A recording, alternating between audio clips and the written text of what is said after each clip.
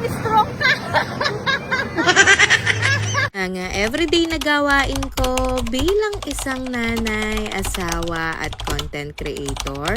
Hello mga Marites! For today's video, nag-sleepover kami sa bahay ng kapatid ko at pagkagising nga namin mag-asawa, naglakad-lakad na kami para bumili ng almusal. Namiss ko nga dito sa baryo namin dahil simula na buntis ako, hindi na ako nakakapasyal dito. Dito ako lumaki at dito ko rin nabiyag ang puso ng asawa ko. Ay, baka maranon Marites, nakangkalarit. Heto nga yung sobrang namimiss ko dito sa amin. Paglabas mo pa lang sa bahay, marami ng bilihan ng pagkain. Doon kasi sa bahay ng biyenan ko, dulo yung bahay namin, kaya malayo yung mga ganitong bilihan ng pagkain. Kung bagong lipat nga kami doon sa bahay ng biyenan ko, sobrang nag-a-adjust ako dahil walang masyadong tao at wala ding mga ganitong bilihan. Nasanay kasi ako dito sa baryo namin na maraming tao at maraming bilihan ng pagkain. Kaya madalas, hindi rin ako lumalabas doon at lagi lang akong nasa loob ng bahay. Pero pag umuwi ako dito sa amin, hindi ako napipirmi sa bahay at talaga naman naglilibot ako at nagpo-food trip. Kapag nandito ako sa baryo namin, piling dalaga ako dahil binabantayan ng mga kapatid ko yung anak ko, kaya nakakalibad-libad talaga ako. Pero hindi rin ako nagtatagal dito, isang araw lang dahil nga may pamilya na ako. Kaya pag uwi ko sa bahay, back to reality, nakakulob na naman rugok sa bahay.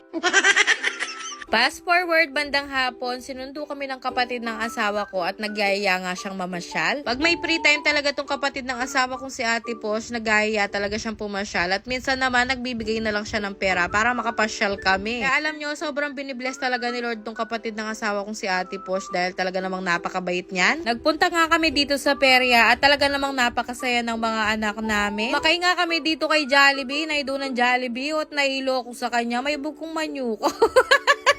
Sasakay pa nga sana kami ng ibang rides, kaso nga lang nagkanda hilo-hilo talaga kami kay Jollibee, kaya nagkayaan na muna kaming kumain. Ay Diyos ko, dahil nga kasama namin yung mga bata, matik na yan, bili dito, bili dun, turo dito, turo dyan, talaga na mangungusumisyong ko. Dahil nga kasama namin yung kapatid ng asawa ko at spoiled yung mga anak namin sa kanya, lahat ng mga pinapabili nila talaga naman binibili niya. Pero kung ako lang yan, ay Diyos ko, mga kanduingan ako ka ako. Hindi kasi pwede sa akin yung ganyan, lalo pa naman kapiranggot lang yung pasensya ko, kaya madali talaga ako, Jo. Kakain nga kami ng kanin dyan, pero dahil nga nahilok kay Jollibee, nag-street foods na muna kami para maano yung sikmura ko. Pagkatapos nga namin kumain ng street foods, naglakad-lakad na kami para makahanap ng makakainan. Ay Marites, hindi ka pa ba naman nabusog, Rugo? Ay Diyos ko, kung hindi nyo na itatanong, masiba at matakaw talaga ako dahil malaki yung mga bulate kurugusa dyan. Kaya pag dinala nyo ako sa Itolyo Ken, ay Diyos ko, sulit na sulit at abonado pa yung Itolyo Ken sa akin.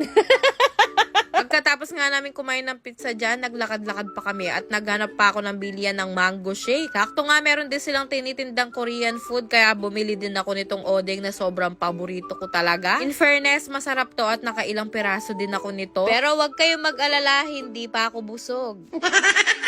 Inakita pa nga kami nagtitinda ng hinihaw, kaya bumili din kami at nagkanin pa ako dyan. Ay Marites, ala kang pick-up siyan, loko. Sabi ko naman sa inyo, malaki talaga yung mga bulati ko at malaki talaga yung storage ko sa tiyan. Kaya kung usapang katakawan at kasibahan lang, ay Diyos ko, tumabi-tabi kayo. Ako na yung title dyan. Pauwi na nga dapat kami dyan, kaso nga lang nangungulit si Ate Zoe at gusto niya talagang sumakay dito sa horror train. Ayaw na nga namin siyang isakay pero gusto niya talaga, ate strong daw siya. Dahil nga kasama namin yung kapatid ng asawa ko, pinagbigyan niya na tong si Ate Zoe at eto na nga yung nangyari. Sa unang ikot pa lang ng horror train, tignan niyo naman, napakasaya talaga ng anak ko. Pero nung pangalawang ikot na, Diyos ko po, eto na nga yung sinasabi ko. No ko, pangalawang ikot pa lang, pinatigil na namin yung train at tumiiyak na siya. Akala ko pang stroke ka. O yan, siguro naman kanya may bandal na ko.